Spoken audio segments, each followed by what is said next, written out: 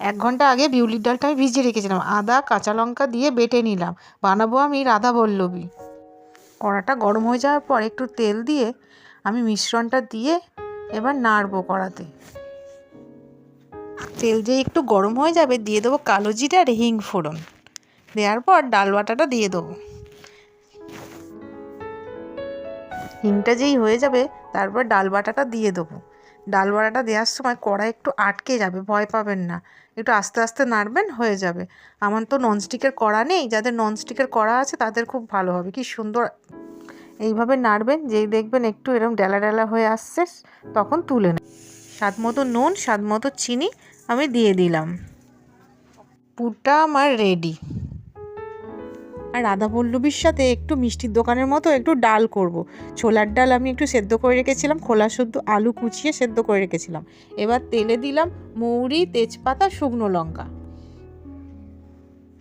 তেলটা আমার হয়ে গেছে, এবার দিয়ে দেবো আদা কুচোনো বা কুড়িয়েও দিতে পারেন। এবার আমি ডালটা দিয়ে দেবো।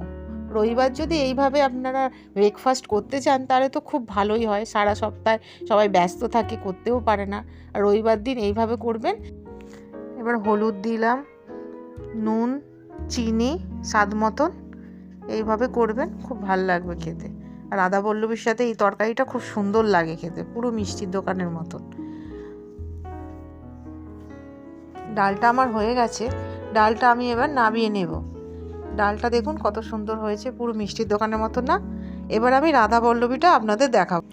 এবার রাধা বল্লভীর ময়দাটা আমি মেখে নেব। একটু নুন, মিষ্টি আর একটু সাদা তেল দিয়ে দেবো। সাদা তেল দিয়ে এবার ভালো করে ওটাকে মেখে নেব, শুকনো মেখে নেব, তারপরে জল দিয়ে মাখবো। ময়নটা দেওয়ার পর এবার হাত দিয়ে এইভাবে মেখে নেবেন, ডালা ডালা করবেন, দেখবেন এইভাবে জল দিয়ে অল্প অল্প জল দিয়ে আমি এবার এইভাবে মেখে নেব।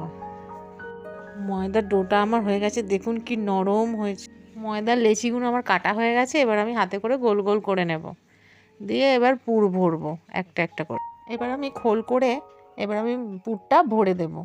পুরটা ভরে এইভাবে আস্তে আস্তে করে মুড়বেন, যেন না ফেটে না যায়। আস্তে আস্তে মুড়ে এবার গোল করে রাধা বল্লভী ভাজবো, তার জন্য কড়াই আমি তেলটা দেব, একটু বেশি করেই তেল দিতে হবে। এবার আমি রাধা বল্লভীগুলো বেলে নেব। দেখুন বন্ধুরা, এবার আমি রাধা বল্লভীগুলো ভাজবো। দেখুন কেমন ফুলে উঠেছে বন্ধুরা, কি সুন্দর ফুলে উঠেছে, দোকানের মতন একদম, কি সুন্দর। দেখুন বন্ধুরা, আর একটা আমি ভেজে দেখাচ্ছি। দেখুন কি সুন্দর ফুলে উঠছে, প্রত্যেকটা রাধা বল্লভী এইভাবে ফুলে উঠেছে, কি সুন্দর দেখতে লাগছে। এইভাবে বাড়িতে করবেন, বাচ্চাদের মুখে হাসি ফুটবেই ফুটবে। দেখুন বন্ধুরা, প্রত্যেকটা রাধা বল্লভী কি সুন্দর ফুলেছে, কি সুন্দর দেখতে লাগছে, দেখছেন?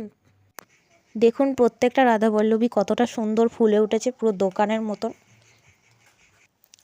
কতটা নরম হয়েছে দেখুন, পুরো তুলতুল করছে। আমাদের ভিডিওটা ভালো লাগলে লাইক দেবেন, সাবস্ক্রাইব করবেন, পাশে থাকবেন। ধন্যবাদ।